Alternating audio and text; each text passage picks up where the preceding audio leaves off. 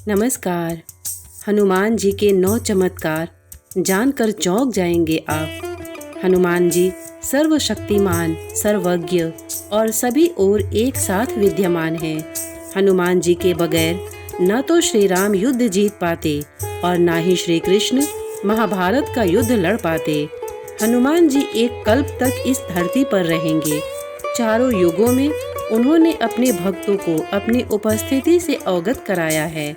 यहाँ प्रस्तुत है त्रेता और द्वापर में उनके चमत्कार। पहला चमत्कार। एक बार की बात है, माता अंजनी हनुमान जी को कुटिया में सुलाकर कहीं बाहर चली गई थीं। थोड़ी देर में जब हनुमान जी की नींद खुली तो उन्हें तेज भूख लगने लगी। इतने में आकाश में उन्हें चमकते हुए भगवान सूर्य देव दिखाई दिए। हनुमान जी ने समझा यह कोई लाल लाल मीठा फल है। बस उसे तोड़ने के लिए हनुमान जी उसकी ओर उड़ने लगे। हनुमान जी ने सूर्य भगवान के निकट पहुंचकर उन्हें पकड़कर अपने मुंह में रख लिया। वह दिन सूर्य ग्रहण का था। राहु सूर्य को ग्रसने के लिए उनके पास पहुंच गया था। उसे देखकर हनुमान जी ने सोचा कि शायद यह भी कोई काला फल है, इसलिए वे उसकी ओर भी झपटे। जैसे तैसे जान बचाकर राहु वहां से भागा। दूसरा चमत्कार। सबसे पहले बाली पुत्र अंगद को समुद्र लांघकर लंका जाने के लिए कहा गया, लेकिन अंगद ने कहा कि मैं चला तो जाऊंगा, लेकिन पुनः लौटने की मुझ में क्षमता नहीं है। मैं लौटने का वचन नहीं दे सकता। तब जामवंत के याद दिलाने पर हनुमान जी को अपनी शक्ति का भान हुआ तो वे 2 छलांग में समुद्र को पार कर गए। तीसरा चमत्कार। जब रावण ने अपने दरबार में हनुमान जी को बैठने के लिए स्थान नहीं दिया तो हनुमान जी ने अपनी पूंछ को बड़ा करने पर रावण से भी ऊंचा आसन बना लिया और वे उसी के ऊपर बैठ गए। यह देखकर सभी दरबारी दंग होकर भयभीत हो गए। चौथा चमत्कार। राम की महिमा सुनकर रावण क्रोधित होकर कहता है कि जिस पूंछ के बल पर यह बैठा है उसकी इस पूंछ में आग लगा दी जाए। जब बिना पूंछ का यह बंदर अपने प्रभु के पास जाएगा तो प्रभु भी यहाँ आने की हिम्मत नहीं करेगा। पूंछ को जलते हुए देखकर हनुमान जी तुरंत ही बहुत छोटे रूप में हो गए। बंधन से निकलकर वे सोने की अटारियों पर जा चढ़े। फिर उन्होंने अपना विशालकाय रूप धारण किया और अट्टहास करते हुए रावण के महल को जलाने लगे। उनको देखकर लंकावासी भयभीत हो गए। देखते ही देखते लंका जलने लगी और लंकावासी भयाक्रांत हो गए। हनुमान जी ने एक ही क्षण में सारा नगर जला डाला। एक विभीषण का घर नहीं जलाया। सारी लंका जलाने के बाद वे समुद्र में कूद पड़े। पांचवा चमत्कार। राम रावण युद्ध के दौरान जब रावण के पुत्र मेघनाद ने शक्ति बाण का प्रयोग किया तो लक्ष्मण सहित कई वानर मूर्छित हो गए थे। जामवंत के कहने पर हनुमान जी संजीवनी बूटी लेने द्रोणाचल पर्वत की ओर गए। जब उनको बूटी की पहचान नहीं हुई तब उन्होंने पर्वत के एक भाग को उठाया और वापस लौटने लगे। रास्ते में उनको कालनेमी राक्षस ने रोक लिया और युद्ध के लिए ललकारने लगा। कालनेमी राक्षस रावण का अनुचर था। रावण के कहने पर ही कालनेमी हनुमान जी का रास्ता रोकने गया था, लेकिन राम भक्त हनुमान उसके छल को जान गए और उन्होंने तत्काल उसका वध कर दिया। छठा चमत्कार। अहिरावण रावण का मित्र था। अहिरावण पाताल में रहता था। रावण के कहने पर उसने भगवान राम के युद्ध शिविर में उतरकर राम और लक्ष्मण दोनों का अपहरण कर लिया था। दोनों को वह पाताल लोक लेकर चला गया और उसने वहां दोनों को बंधक बनाकर रख लिया। तब हनुमान जी राम लक्ष्मण को अपहरण से छुड़ाने के लिए पातालपुरी पहुंच गए। वहां उन्होंने देखा कि उनके ही रूप जैसा कोई बालक पहरा दे रहा है। उसका नाम मकरध्वज था। मकरध्वज हनुमान जी का ही पुत्र था। अहिरावण को तभी मारा जा सकता था जबकि कोई अपनी एक ही फूंक में वहां जल रहे विशालकाय दियों को बुझा दे। ऐसे में हनुमान जी ने पंचमुखी रूप धारण किया और सभी दिए बुझा दिए। फिर हनुमान जी ने अहिरावण का वध कर प्रभु श्री राम और लक्ष्मण को मुक्त कराया और मकर ध्वज को पाताल लोक का राजा नियुक्त करते हुए उसे धर्म के मार्ग पर चलने की प्रेरणा दी। वे राम लक्ष्मण दोनों को अपने कंधे पर बिठाकर पुनः युद्ध शिविर में लौट गए। 7वां चमत्कार। भगवान श्री कृष्ण की 8 पत्नियां थीं, रुक्मिणी, जामवंती, सत्यभामा, कालिंदी, मित्रबिंदा, सत्या, भद्रा और लक्ष्मणा। इसमें से सत्यभामा को अपने सुंदरता और महारानी होने का घमंड हो चला था, तो दूसरी ओर सुदर्शन चक्र खुद को सबसे शक्तिशाली समझता था और विष्णु वाहन गरुड़ को भी अपने सबसे तेज उड़ान भरने का घमंड था। श्री कृष्ण ने गरुड़ देव को हनुमान जी को बुलाने के लिए कहा, जो द्वारिका से हजारों किलोमीटर दूर गंधमादन पर्वत पर विराजमान थे। गरुड़ ने तत्क्षण ही वहां पहुंचकर हनुमान जी से अपने साथ पीठ पर बैठकर चलने के लिए कहा, लेकिन हनुमान जी ने कहा कि तुम चलो, मैं आता हूँ। गरुड़ देव ने कहा कि तुम वहाँ उतनी जल्दी नहीं पहुँच सकते जितनी जल्दी मैं पहुँच सकता हूँ। हनुमान जी ने कहा कि देखते हैं, तुम चलो, मैं आता हूँ। हनुमान जी अपनी शक्ति से गरुड़ जी से पहले द्वारिका के द्वार पर पहुँच जाते हैं। वहाँ सुदर्शन चक्र उन्हें रोक कर कहता है कि सुनो वानर, तुम मेरी आज्ञा के बगैर अंदर नहीं जा सकते।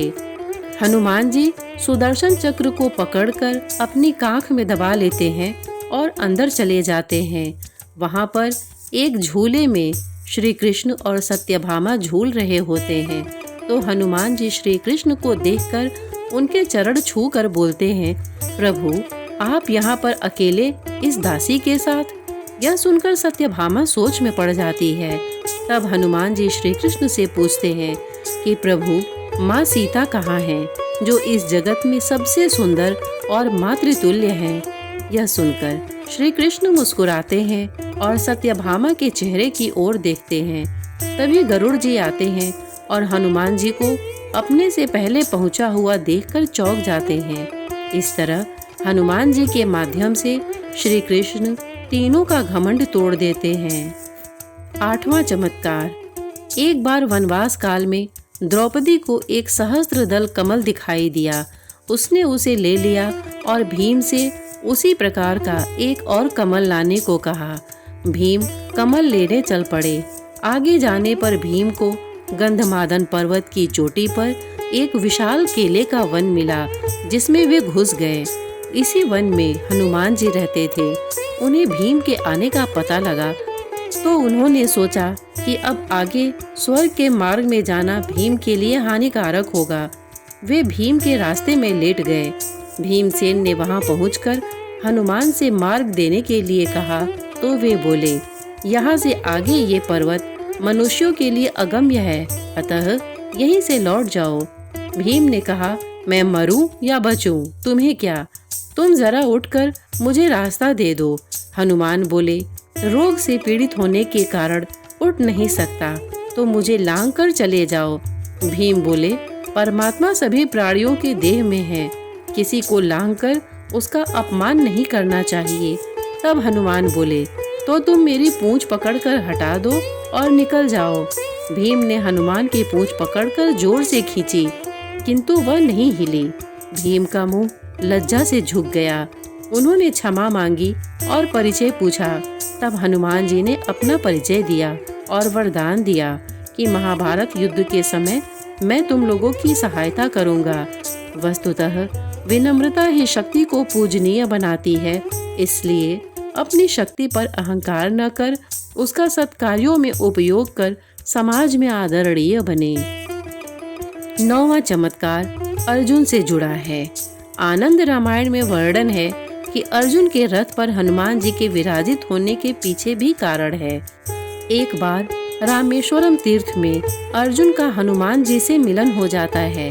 इस पहली मुलाकात में हनुमान जी से अर्जुन ने कहा, अरे राम और रावण की युद्ध के समय तो आप थे। हनुमान जी ने कहा, हाँ। तभी अर्जुन ने कहा, आपके स्वामी श्री राम तो बड़े ही श्रेष्ठ धनुषधारी थे, तो फिर उन्हें समुद्र पार जाने के लिए पत्थरों का सेतु बनवाने की क्या आवश्यकता थी? यदि मैं वहां उपस्थित होता तो समुद्र पर बाड़ों का सेतु बना देता, जिस पर चढ़कर आपका पूरा वानर दल समुद्र पार कर लेता। इस पर हनुमान जी ने कहा, असंभव, बाड़ों का सेतु वहाँ पर कोई काम नहीं कर पाता। हमारा यदि एक भी वानर चढ़ता तो बाड़ों का सेतु छिन्न भिन्न हो जाता। अर्जुन ने कहा, नहीं, देखो ये सामने सरोवर है, मैं उस पर बाड़ों का एक सेतु बनाता हूँ, आप इस पर चढ़कर सरोवर को आसानी से पार कर लेंगे। हनुमान जी ने कहा, असंभव। तब अर्जुन ने कहा, यदि आपके चलने से सेतु टूट जाएगा तो मैं अग्नि में प्रवेश कर जाऊंगा, और यदि नहीं टूटता है तो आपको अग्नि में प्रवेश करना पड़ेगा। हनुमान जी ने कहा, मुझे स्वीकार है, मेरे 2 चरण ही इसने झेल लिए तो मैं हार स्वीकार कर लूंगा। तब अर्जुन ने अपने प्रचंड बाणों से सेतु तैयार कर दिया। जब तक सेतु बनकर तैयार नहीं हुआ तब तक तो हनुमान जी अपने लघु रूप में ही रहे, लेकिन जैसे ही सेतु तैयार हुआ हनुमान जी ने विराट रूप धारण कर लिया। हनुमान राम का स्मरण करते हुए उस बाड़ों के सेतु पर चढ़ गए। पहला पग रखते ही सेतु सारा का सारा डगमगाने लगा, दूसरा पैर रखते ही चरमराया और तीसरा पैर रखते ही सरोवर के जल में खून ही खून हो गया। तभी श्री हनुमान जी सेतु से नीचे उतर आए और अर्जुन से कहा कि अग्नि तैयार करो। अग्नि प्रज्वलित हुई और जैसे ही हनुमान अग्नि में कूदने चले वैसे भगवान श्री कृष्ण प्रकट हो गए और बोले, ठहरो। तभी अर्जुन और हनुमान ने उन्हें प्रणाम किया। भगवान ने सारा प्रसंग जानने के बाद कहा, हे हनुमान, आपका तीसरा पग सेतु पर पड़ा, उस समय मैं कछुआ बनकर सेतु के नीचे लेटा हुआ था। आपकी शक्ति से आपके पैर रखते ही मेरे कछुआ रूप से रक्त निकल गया। यह सेतु टूट तो पहले ही पग में जाता यदि मैं कछुआ रूप में नहीं होता तो। यह सुनकर हनुमान जी को काफी कष्ट हुआ और उन्होंने क्षमा मांगी। मैं तो बड़ा अपराधी निकला जो आपकी पीठ पर मैंने पैर रख दिया, मेरा ये अपराध कैसे दूर होगा भगवान।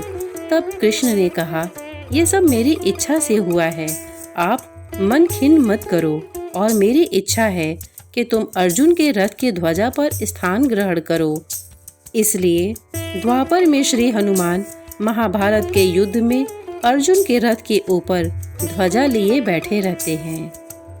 श्रोतागण, इतने धैर्य से इसे सुनने के लिए आपने अपना बहुमूल्य समय दिया, इसके लिए आपका बहुत बहुत धन्यवाद।